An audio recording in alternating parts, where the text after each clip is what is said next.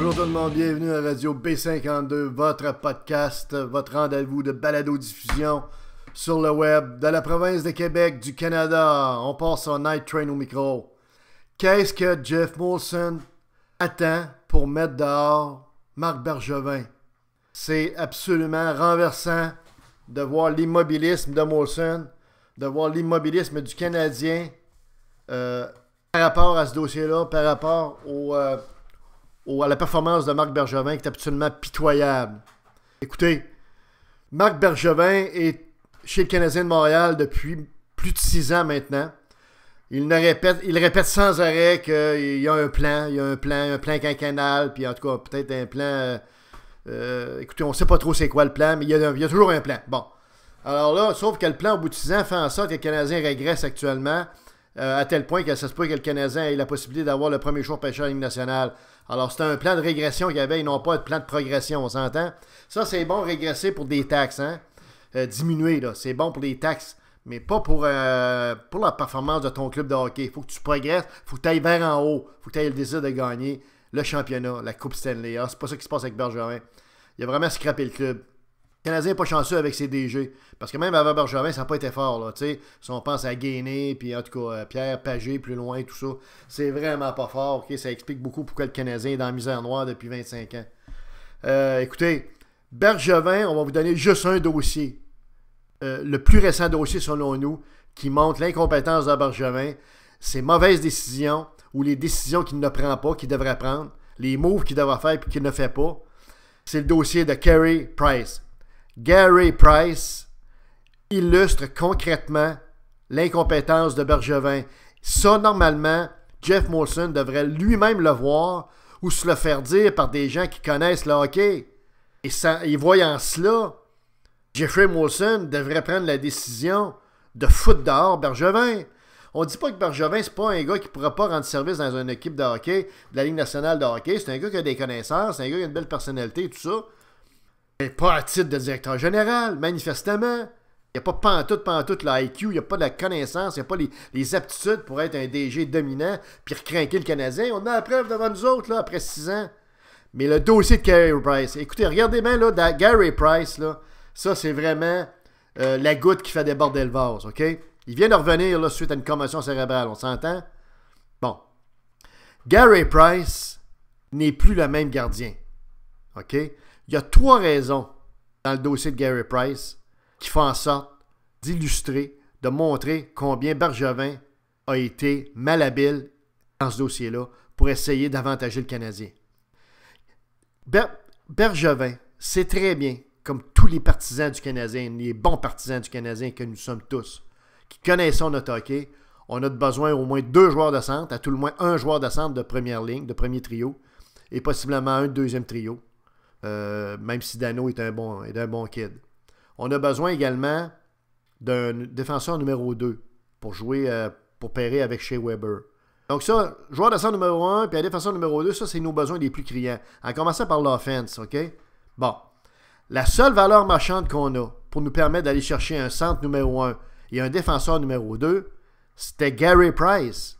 OK? Pas Pacioretty et ni encore moins d'autres. C'était Gary Price. Parce que Gary Price était le pivot du Canadien jusqu'à l'an dernier, avant sa blessure.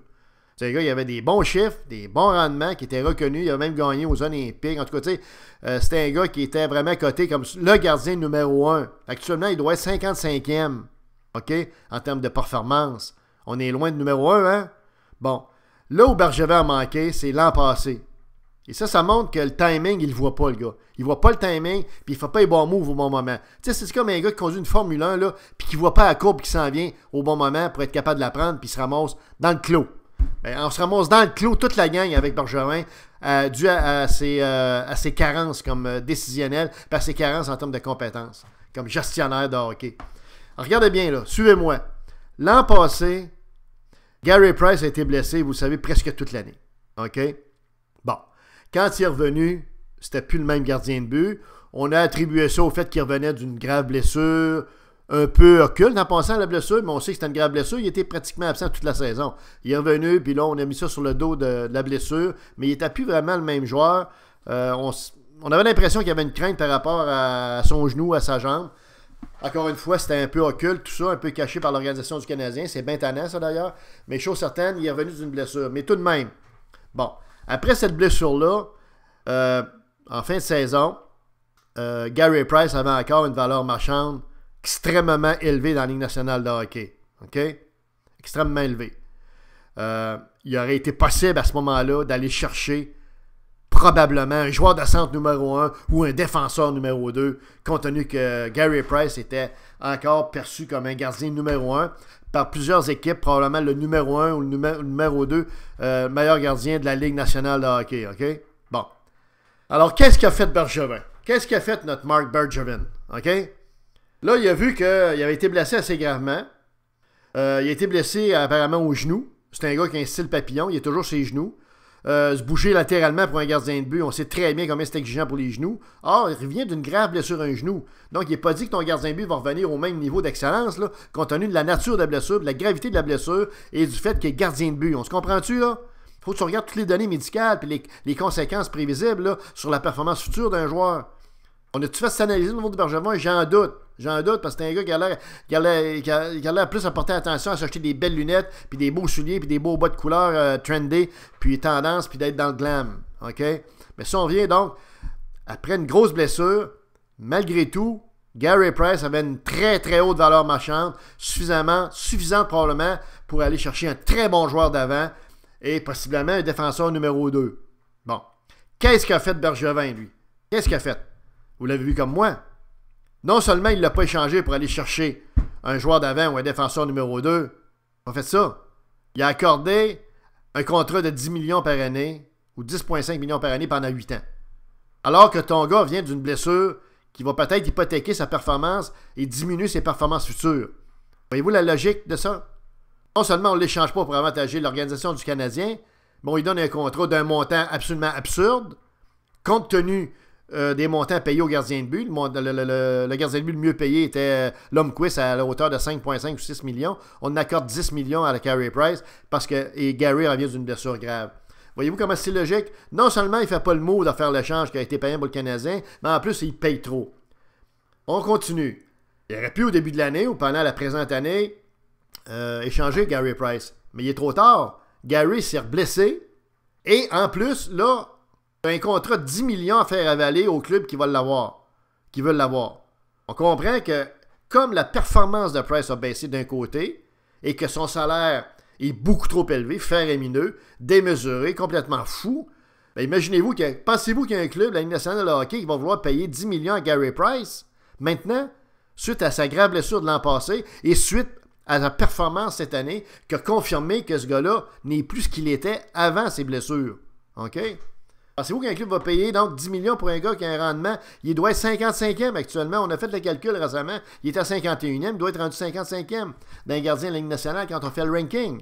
OK? Sans compter qu'en plus de ça, Gary traîne la réputation d'être un solitaire, un gars qui se comporte en prima donna, un gars qui n'est pas nécessairement un grand joueur d'équipe.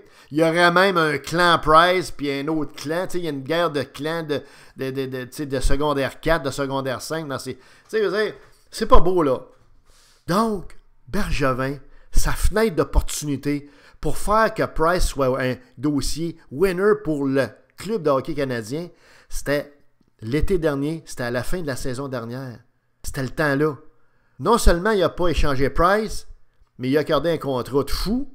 Et en plus, Price s'étant reblessé et en une performance plutôt médiocre cette année, ben, sa valeur marchande est encore déclinante. On comprend qu'on ne peut plus aller chercher un joueur d'avant, un joueur de centre numéro 1, un défenseur numéro 2, Gary Price. Voilà qui illustre bien les compétences de Marc Bergevin.